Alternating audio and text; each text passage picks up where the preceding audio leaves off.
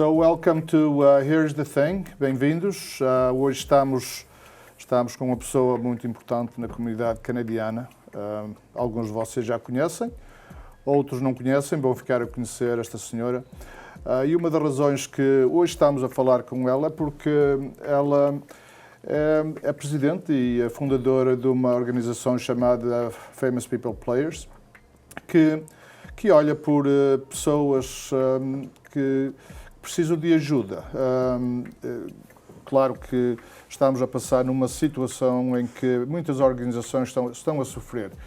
E uma das coisas que a gente vamos falar é que o que é que estão a passar, o que é que estão a fazer para resolver as situações financeiramente e de outras formas.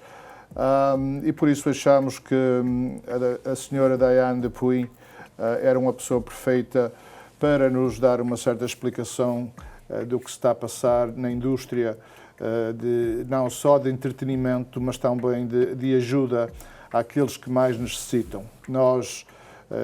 Eu tenho que confessar que já conheço a Diane há muitos anos, estou envolvido no Famous People Players há muitos anos.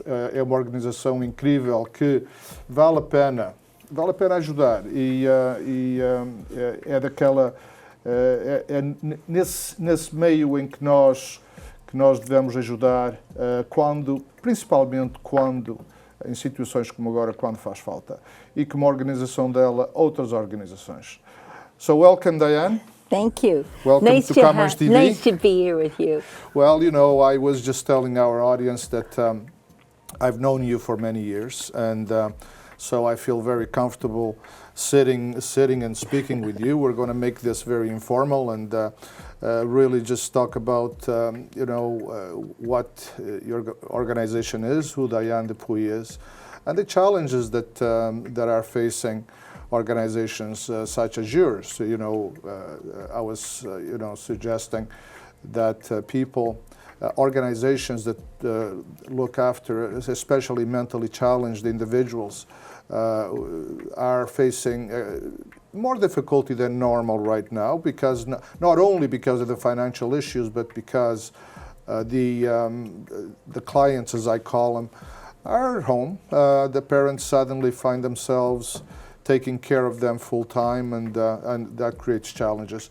But Diane is founder and president of Famous People Players Theatre, which you founded in 1974. And since then, you've been working hard at it. You've made it a success. It's become famous worldwide, and many celebrities and others have supported it. And you are that influence. Diane, by the way, has received the Order of Canada, and how many of us can say that? And amongst many other accolades from governments and other people.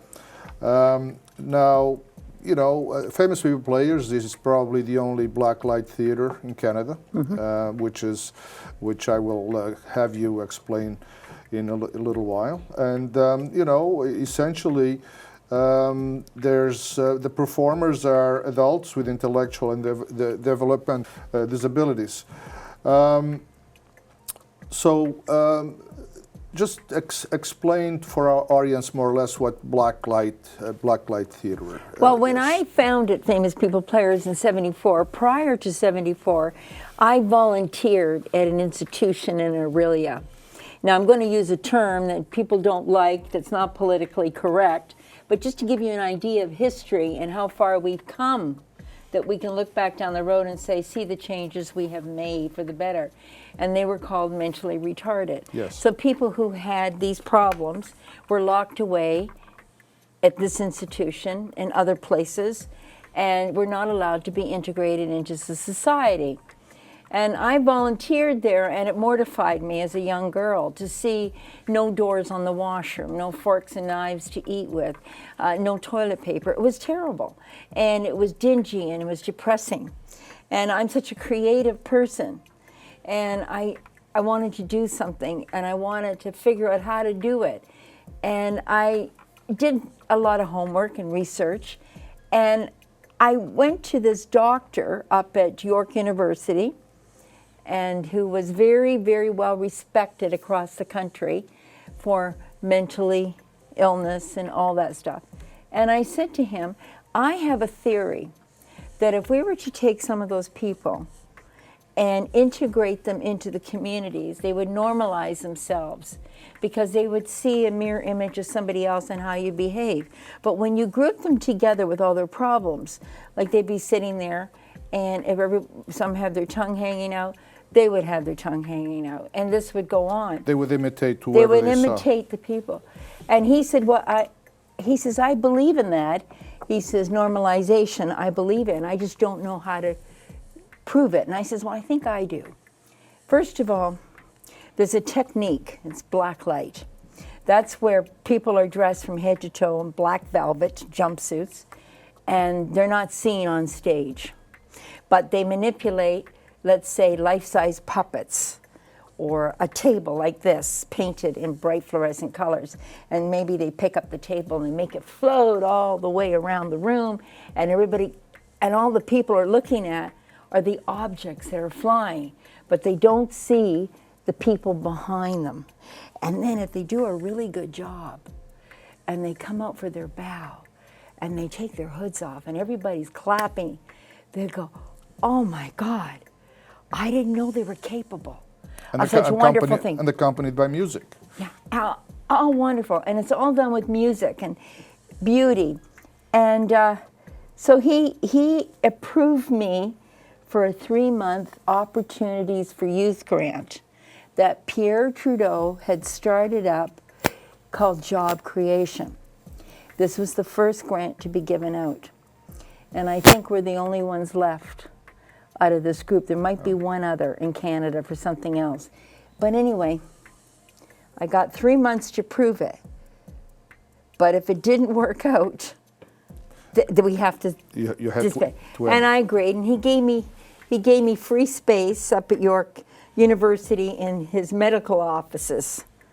So I had a small nothing. And what I thought was going to be the first day of teaching and this and that turned out to be life skills and disaster, one problem after another with all of them. And where did you get your first students from? Was it at York University? No, I got it through a place. I had so many places I went to, and I got turned down because everybody thought it was going to be a freak show, and they didn't want anything part of it. Yeah. So I ended up going to this experimental place.